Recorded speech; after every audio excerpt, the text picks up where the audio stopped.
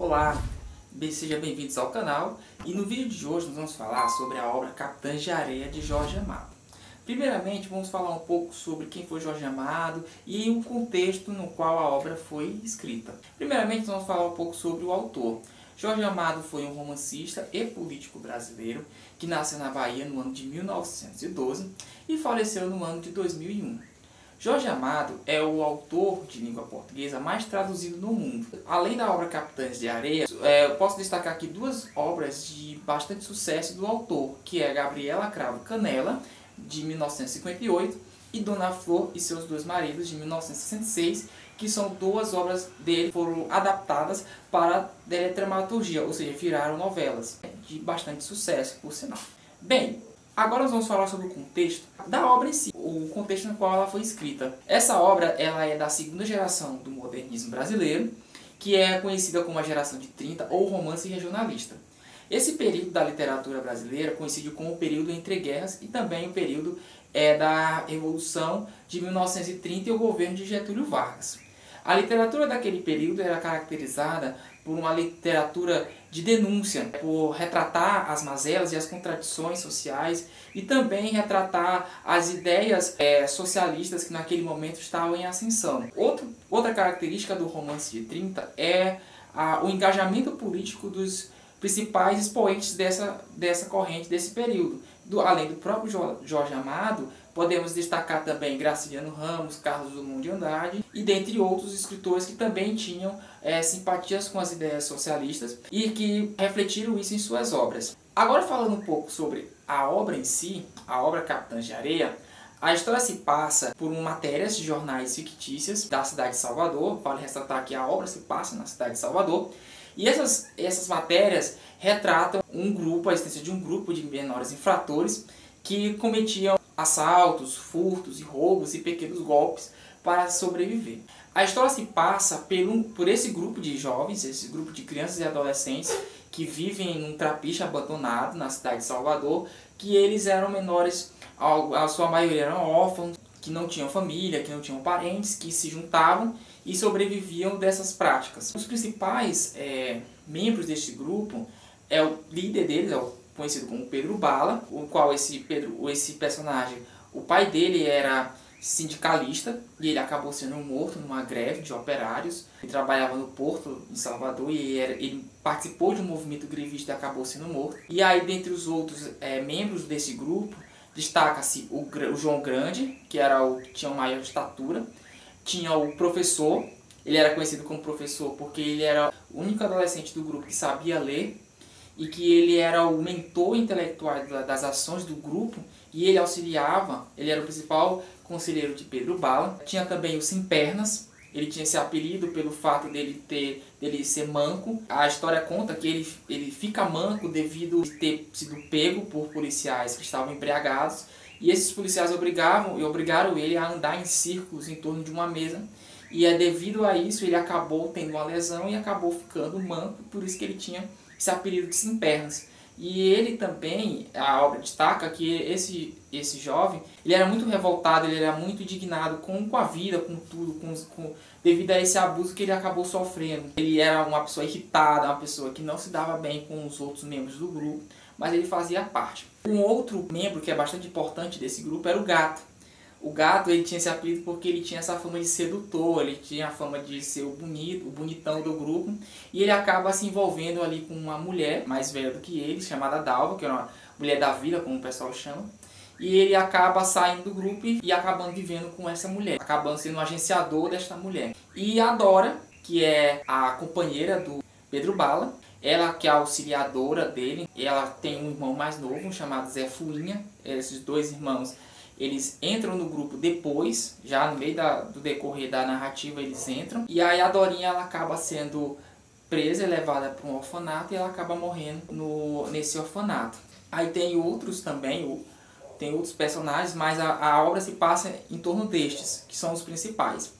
Além das crianças, também tinha o padre José Pedro, que era a pessoa que dava o apoio para eles, a guarida, o apoio espiritual e uma certa assistência para eles. E as crianças tinham muito respeito ao padre José Pedro, pelo fato dele ser uma pessoa do bem, uma pessoa que estava sempre disposta a ajudar as crianças, né? Não tinha aquele preconceito, não tinha aquele olhar de discriminação, de desdém ou algo do tipo. Pelo contrário, ele buscava de alguma forma dar um apoio, dar uma assistência tanto espiritual como financeira, ou à medida que ele podia, para essas crianças, né? E também o padre José Pedro, a história conta que ele era bastante recriminado dentro da própria Igreja Católica, pois ele não tinha uma formação erudita como os demais padres, como os demais clérigos, e ele era bastante criticado, ele era bastante discriminado por isso, por ele não ter uma formação erudita, ele não ter uma formação culta como os demais colegas dele, né, que eram padres. A obra, ela retrata, como eu falei, ela é da segunda geração do modernismo brasileiro. Tinha como característica esse romance de denúncia, uma literatura de denúncia, uma literatura militante. E o grande ponto dessa obra é justamente a marginalização dos menores. Vale ressaltar que naquela época, nos anos 30, 40, não existia o Estatuto da Criança e do Adolescente, o ECA, como existe hoje. Não tinha conselho tutelar, não havia políticas públicas voltadas para pensar no tratamento dessas crianças infratoras, esses menores infratores.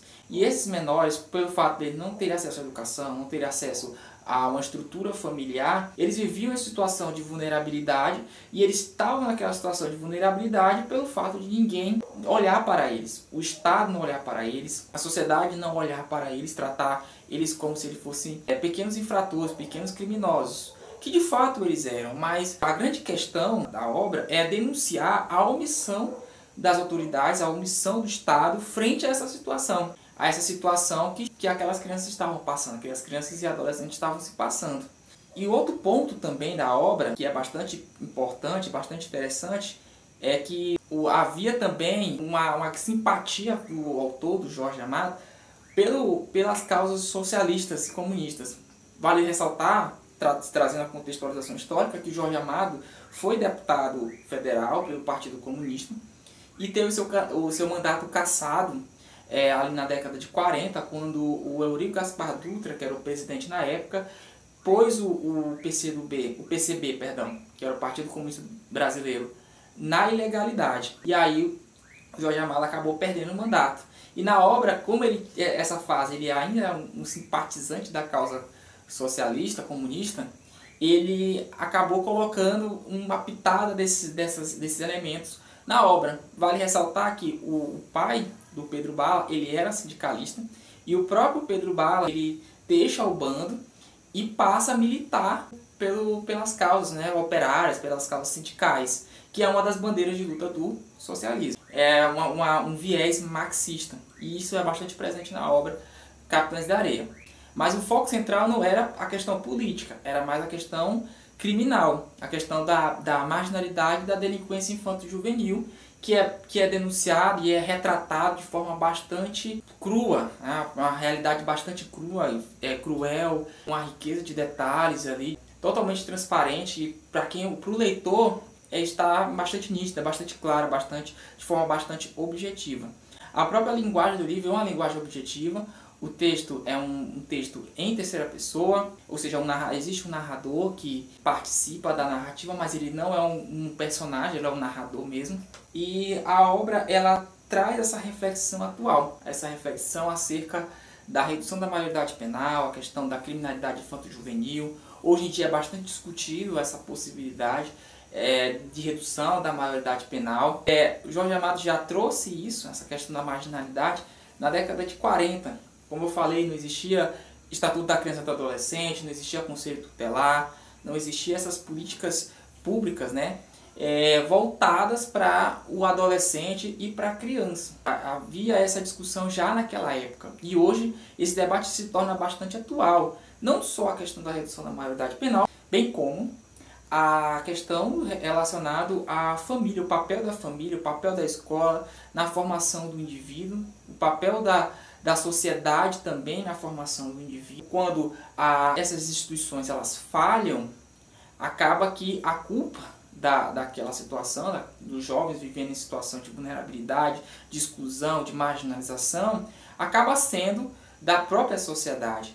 Aí, claro, é um debate polêmico, um debate cheio de contradições, de pontos sensíveis, que a obra ela dá esse trabalho de trazer a reflexão. trazer ao debate a situação dos menores, dos infratores, as crianças que vivem em situação de vulnerabilidade e principalmente a omissão do Estado e também o abuso das autoridades.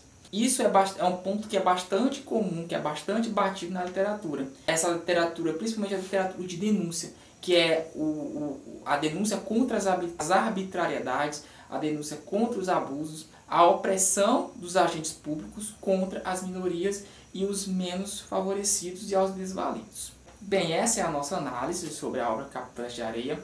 É uma obra muito importante, uma obra-prima da nossa literatura. É uma obra que é bastante presente também nos vestibulares tradicionais. As universidades que fazem vestibular geralmente cobram essa obra Capitães de Areia, com uma linguagem fácil, simples, objetiva e de fácil compreensão, que não é uma obra pesada, maçante, como por exemplo a literatura da Clarice Lispector.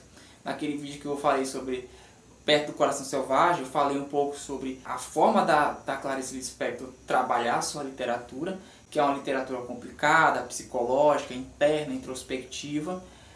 O próprio romance de 30, da geração de 30, é caracterizado por uma linguagem objetiva, por uma temática mais social, e não uma linguagem mais reflexiva, ou retratar elementos da natureza, como o parnasianismo ou o próprio naturalismo, que foram correntes literárias anteriores ao modernismo. A obra ela foca nessa parte mais social. Então, espero que vocês tenham gostado. Esse é o nosso vídeo. Até a próxima e tchau!